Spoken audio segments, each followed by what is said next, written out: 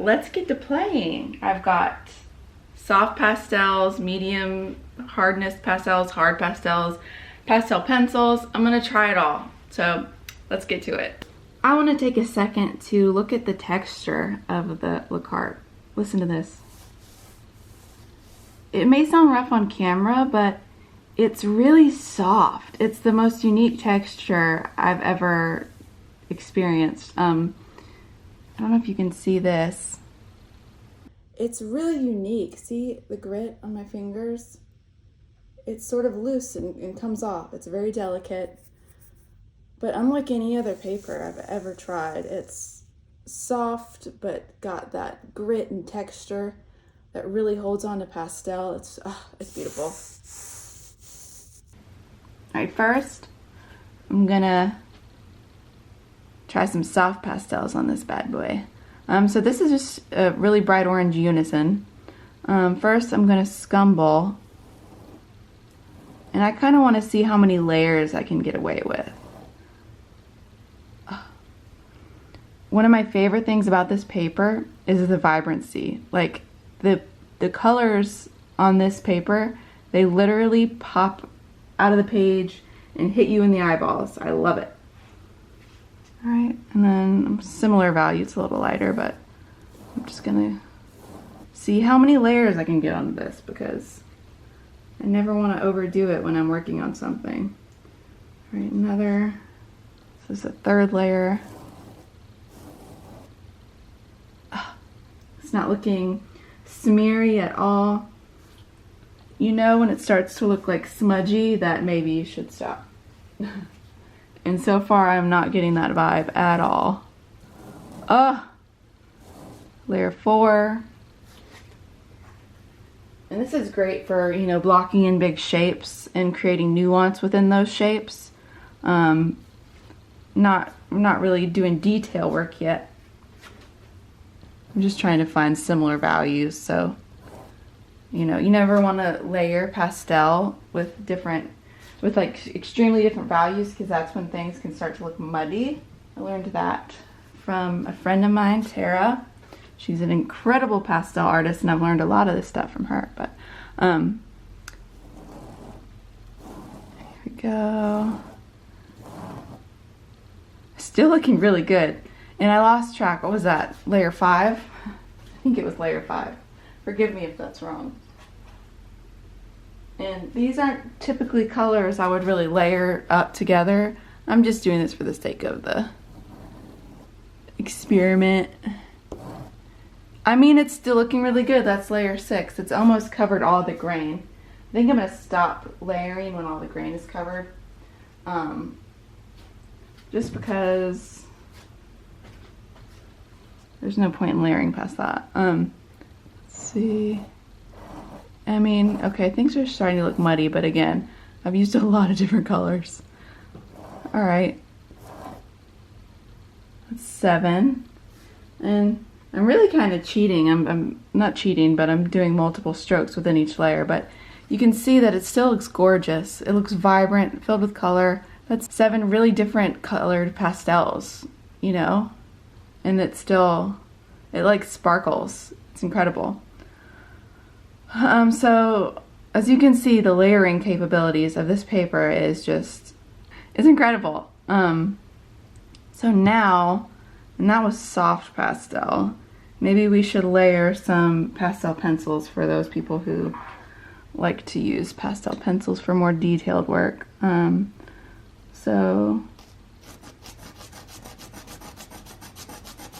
I can already tell this is going to be able to take so much pastel, and that's with a very light pressure. Like if I was to go in full force, it would be a very solid bold mark. Oh, it's gorgeous. You could really do anything with this paper, like super hyper realistic paintings, or I mean, it really lends itself to more expressionism because of the bold marks you're able to get on this paper. But you could really do anything, like detailed.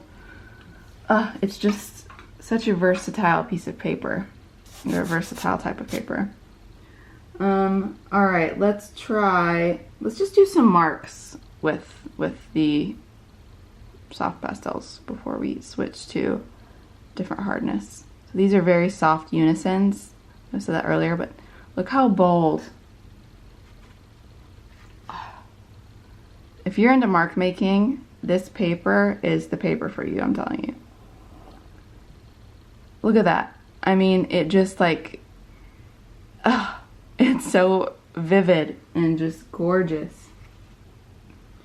All right, I'm gonna do one more.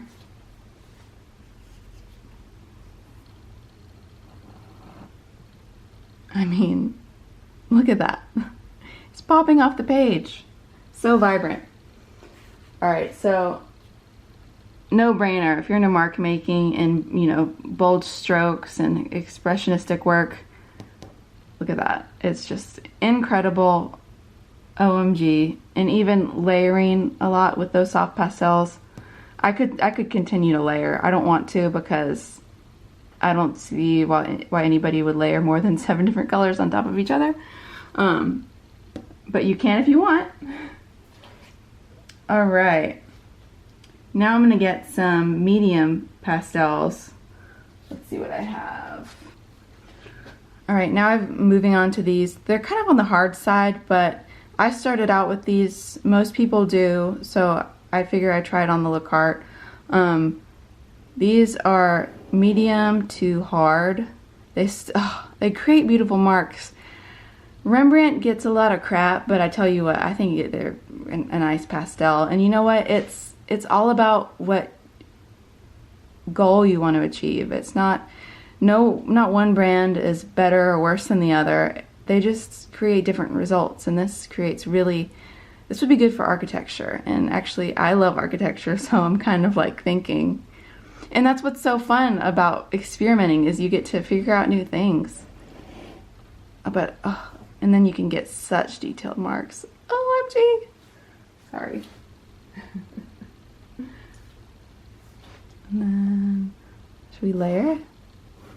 These would probably not be as fun as the soft pastels to layer, but, I mean, still gorgeous.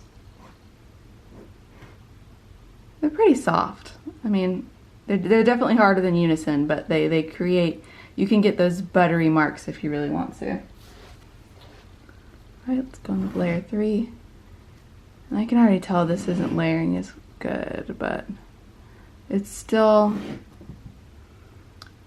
looking pretty good. I think it's because that blue is much lighter than these two colors.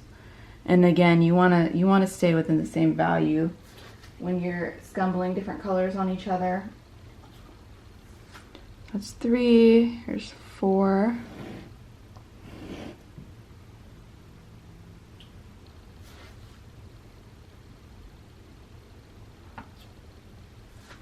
Green, just layer 5. I mean, it's still looking really good, to be honest. It actually looks really great. I don't think there are any bad results you could get with this paper, but I will say, if you're into any sort of wet media or like a wet wash underlayer, this paper is not water friendly. It will quite literally melt the vegetable cellulose fiber off the page, so don't do that. We can try at the end and mess up a piece of the paper and see what it does.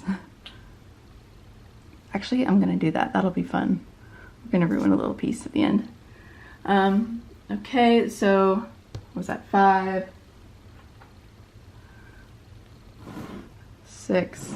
I'm really not listening to my rule of sticking within the same value range. Okay, one more. Let's do 7. I mean, it's still great. The colors layer on top nicely. These colors, they don't, aside from the paper, these colors just don't layer well in general, but I'm just picking random ones.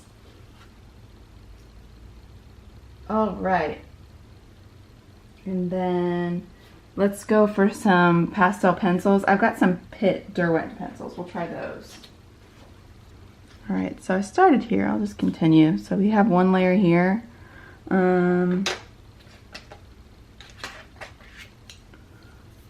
in and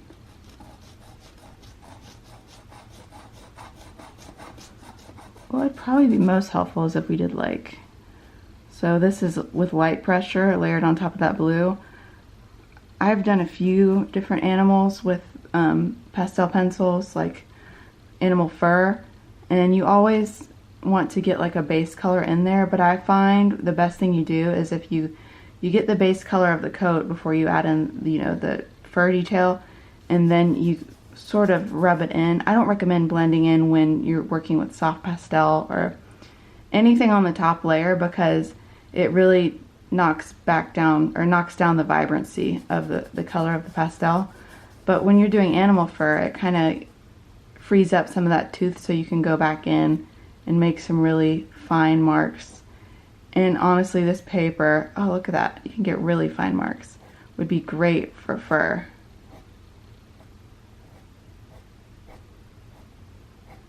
I might have to try that one day. I haven't done an animal with Carte. See? Layers beautifully. Alright, what can I do? What's crazy? Let's get crazy. Okay, so all this layer of soft pastel, let's say we want to go over it with pastel pencil. Let's see if that's a thing. I don't think it will be, but we can try. So I got dark color so it'll show up. Alright, let's see what happens when we put hard pastel pencil over soft. So it shows up. It's a little transparent, but again, typically you want to layer hard pastel under, you want to layer soft pastel over hard pastel, because kind of like with oil painting, you know, fat over lean, with soft pastel it's soft over hard. So the harder the substance or the pastel is, the easier it is to layer over with softer pastel. I don't know the science behind that, but I just, from experience, know that's the way it works. So for instance, I know this isn't about the Carte specifically, but it's just good to know.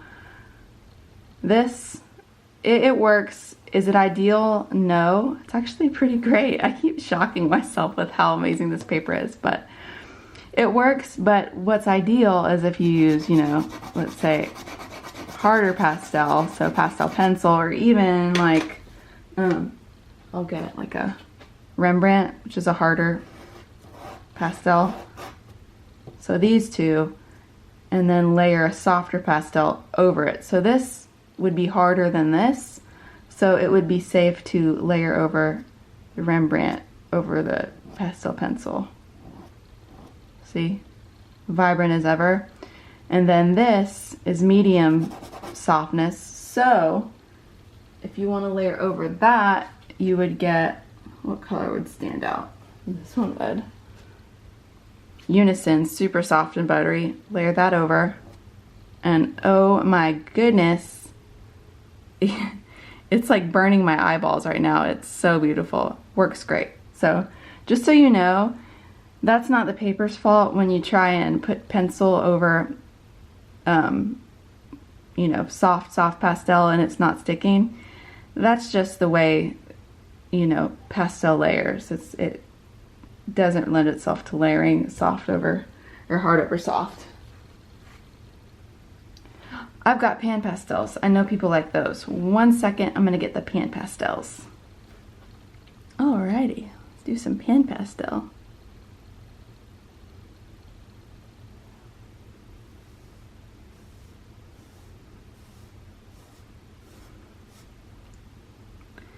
And I don't use pan pastel all that often. It's good to block in like large areas, but I find it not to be as vibrant as like say a soft pastel. Soft pastels really are my favorite. But for the sake of this video, we may just try as much as we can. Alright, I've really saturated the tooth of the paper and I'm kind of doing a gradient to where it's a little bit more transparent. Alright, now let's try and go over it with the soft, medium softness, and pastel pencils. So I can already tell you, even though the tooth of that paper is so saturated, you go over that paper with a soft pastel, you're gonna get butter. It's gonna be beautiful still. So that'd actually be a fun combination, is use pan pastel as a base on the Carte and then go over it with soft pastels. I bet you could get a really cool piece with that. And now let's try some Rembrandts. Do another little yellow guy. Rembrandts, let's see what this looks like. So it's a little more transparent, but it's still layering really well. And then here you can see it's much more saturated, because saturated as in the pigment and like the chroma, not saturated as in the tooth. But you can see you get a much bolder line because the pan pastel didn't take up most of that tooth. Works gorgeous. This is fun. I'm having fun. Hopefully it's valuable. Okay, and then here, Pitt Pencil. Okay, not fun. See how sad that mark is? Oh, it's so sad. It's just transparent. That is because we've saturated the tooth with the pan pastel. And I've noticed that a lot of people, they go with detailed work. I'm talking about people who like to use pastel pencils. Is they want to block in big shapes with their pan pastels, and they wonder why their pastel pencils aren't vibrant. It's because they're much harder than the pan pastel pigment, so it's not able to layer properly. So if you're into really detailed work, you might want to just kind of either go lightly with the pan pastel like this, or blend it in, get it saturated in that tooth so you have more tooth to work with, and then see how much more vibrant that is. So if you want to do little fur and use pan pastel under it, just have a light hand, because this, it's like barely showing up. Not cute. But I lost my train of thought. I'm just having fun. Hopefully this is helpful. Let's see how vibrant again that the pastel pencil can be. So let's see what color this is to give it a fair shot. Let me see if I have no, this is a bright standard yellow for a pastel pencil. So it's beautiful, you know, it's pastel is always beautiful anyway, but like here, if you want vibrancy, if you're after vibrancy, take the paper out of the equation. It's the soft pastel that'll really get you what you want. Even the Rembrandt. So let me go back.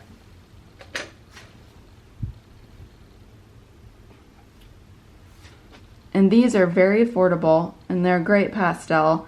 Are they as fun to work? I don't want to say as good, because they're just different. These are softer, so you're able to get, I almost said juicier, but seriously juicier strokes. But if you started out in pastel pencil and you want to venture into the world of soft pastel, try out Rembrandt. They're really good, and they've got they're round, but they've got really crisp edges, so you could even do, and keep in mind the difference between the vibrancy, but you could even do, see how much brighter that is than the pastel pencil, and it's very similar in width. Of course, I could maybe sharpen the pencil a little bit more, but if I was to go in with a lighter hand, I could do paper. I could do fur with this, or detailed work. Absolutely. And another tip, say if you say, well, I can't get the hair as fine as I want to get it, scale up. Work on a big piece of paper. Not only is it going to be more engaging to work with a large piece of paper, but think of this as a brush. Like this scale of it. If this was a tiny piece of paper, like say if this was the paper you're working on, you're doing some animal, and you do fur, that fur is going to be a lot thicker versus if this whole, if you worked on a large piece, and then that would be very fine. So it's all about the scale you're working on. And medium, soft pastels, and even unisons. I've seen, I don't know why I keep talking about wildlife, but I've seen Emma Colbert do wildlife, and she only uses these soft pastels. So don't think that you can't do hyperrealism with soft pastels, but she creates the most beautiful fur with these pastels. So again, it's all about scale. You can make it work. Anyway, that tangent went on long enough. What else can we do? What else can we do? I guess we could try and like, I know I was talking about that earlier, but maybe use our finger to see how good it blends. Because I know some people, to me, this makes me really sad. But I know some people like to blend, at least for a base. Hopefully this wouldn't be in like the finished layer, but so that's the little blend and then layer on top. I don't know why I keep going back to this yellow. You can tell I love this yellow. I'm just having fun. I just want to put pastel on this paper, man. It's so satisfying. Alright, I've really racked my brain on different combinations to try out, different pastels. But if you think of anything, let me know in the comments down below and I'll make a video on it. And I've got much more of this paper so we can continue to have fun. And also I want to do this with other brands and other types of paper. So stay tuned for that. Oh, before we go, I forgot that I promised we're going to get this bad boy wet real quick. See what happens. You're not supposed to do it.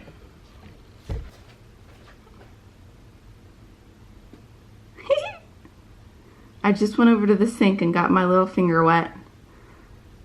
Alright. Pastel's wet. I mean, the paper's wet. Alright, let's see what happens. Oh, wow. It just comes right off.